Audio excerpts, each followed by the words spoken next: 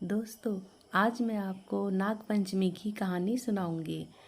श्रावण कृष्ण पंचमी को नाग पंचमी कहते हैं। कहीं कहीं पर यह त्यौहार श्रावण शुक्ला पंचमी को मनाया जाता है।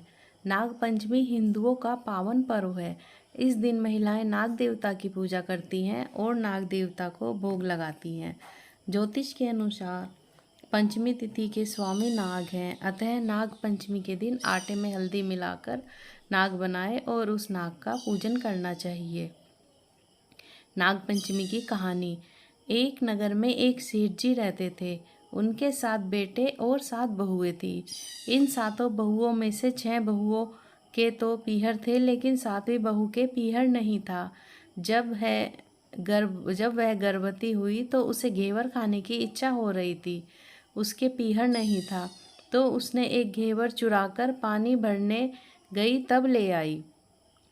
वहां जाकर पेड़ के नीचे घेवर रख दिया और सोचा कि पानी भरकर आराम से घेवर खा लूंगी। जब वह पानी भरकर घेवर लेने गई तो वहां घेवर नहीं मिला।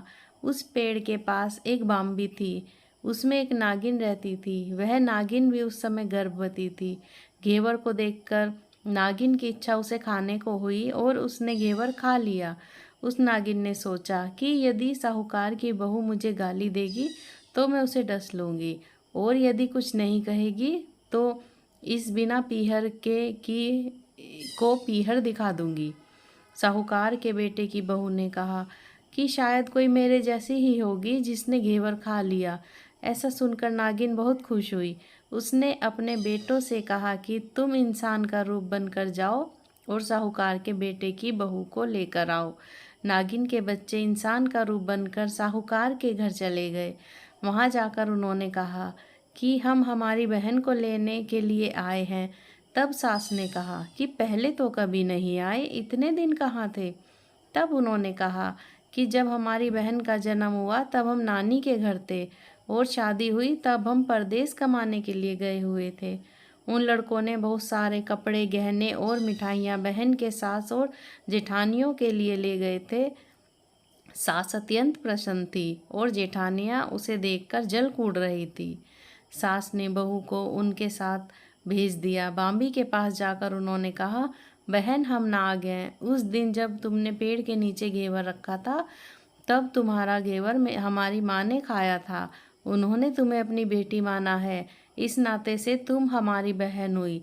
बहन, अब तुम हमारी पूंछ को पकड़ लो और डरना मत। उनके कहने पर वह पूंछ पकड़कर बाम्बी में चली गई। वहाँ पर उन्होंने बहुत लाड़ प्यार और सुख से रखा।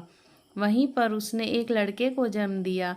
जब उसका लड़का थोड़ा बड़ा हुआ तब की बात है, पड़ोसन ने साहूकार के बेटे की बहू को सिखा दिया, अगर तू तेरी माँ की इतनी ही लाडली है तो तू तेरी माँ से कहना कि आज तो नागों का दूध मैं ही पिलाऊंगी नागों को दूध। पड़ोसन का ताना उसे सहन नहीं हुआ। वह माँ से जिद करके नागों का दूध ठंडा करने लगी। अभी तक दूध ठंडा नहीं हुआ था, उससे पहले ही उसके बेटे ने घंटी बजा दी। घंटी की आवाज़ सुनकर छोटे बड़े सारे नाग दूध पीने के लिए दौड़ पड़े। जब उन्होंने दूध में मुंह लगाया तो बहुतों का मुंह जल गया। तब नाग क्रोधित होकर बोलने लगे कि हम बहन को काटेंगे। उसकी माँ ने उन्हें समझाते हुए कहा कि इसे मत काटो, यह तुम्हें आशीष देगी। तब साहूकार के बेटे की बहू ने कहा, जियो मारा नाग नागिनी, जियो मारा खडिया डबी, वीर उठावे देखो वीर चीर, चीर तो फट जाओ पण वीर जीता रेवे। थोड़े दिन बीत जाने के बाद पड़ोसन ने फिर से ताना मारा कि यदि तेरी माँ तुझ पर विश्वास करती है तो तुझे 7वें कोटे की चाबी देती। उसने माँ से जिद करके चाबी ले ली, और जब ताला खोला तो अंदर झूले में नाग बाबा झूल रहे थे। उसने नाग बाबा से कहा, सत सिया राम बाबा। उन्होंने कहा कि तूने सत सिया राम कर लिया, वरना मैं तुझे डस लेता। तब उन्होंने कहा कि आप तो मेरे पिता हो, मुझे कैसे डस सकते हो। और बोली, जियो नाग नागिनी, जियो वासुकी नाग, जीना मेरे लाडो, लड़ाया 9 करोड़ का हार।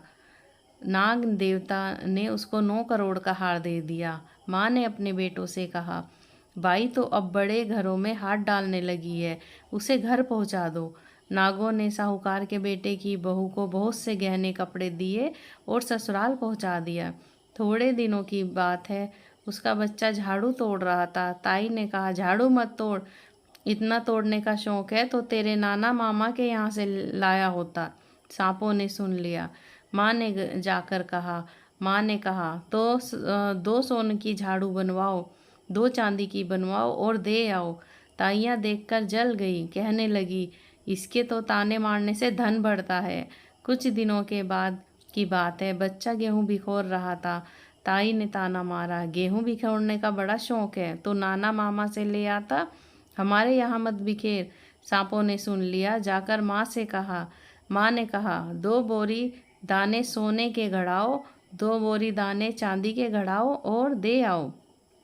ताइयाँ तो जल गई और कहने लगी, इसे ताने मत मारो, इसका धन बढ़ता है। छोटी जेठानी लकड़ी लेने गई, वहाँ सांप था। उसने सोचा सबसे छोटी को भेजना चाहिए, सांप उसे खा जाएगा तो मुसीबत मिट जाएगी। छोटी बहू लकड़ी लेने गई तो वहाँ सांप बैठा था। बोली, भैया राम राम। सांप ने झट से बिछुए दे दिए, पहनकर छम छम करती चली आई। जेठानियाँ देखकर जल गई।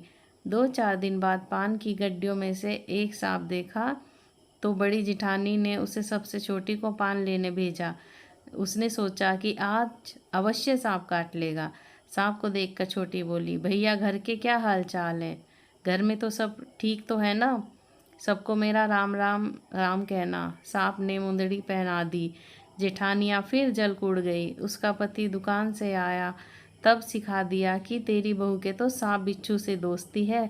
साहूकार का बेटा अपनी बहू से रात को कहने लगा, सच सच बता, सांप बिच्छू तेरे क्या लगते हैं जो तुझे काट खाने की बजाय गहने देते हैं? बहू ने कहा, वे तो मेरे भाई भतीजे लगते हैं। फिर उसने सारी बात अपने पति को बताई। पति ने कहा, तो क्या तेरे भाई भतीजे तुझे ही बुलाते हैं? कभी अपने जवाई को यानी हमें तो बुलाते नहीं है। आने कोने में छिपे सांपों ने बात सुन ली और जाकर अपनी माँ से कहा। माँ ने कहा, दोनों को बुला लाओ। वे इंसान का रूप बनाकर दोनों को वे बच्चों को बुला लाए। खूब कपड़े गहने देकर तीनों को विदा किया। ऐसा समर्थ पीहर नागपंचमी की कहानी कहने वालों को, नागपंचमी की कहानी सुनने वालों सबको मिले। जैसी अपन पीहरी वो पहले रही थी, किसी को भी ना रखे। यह थी नागपंचमी की कहानी।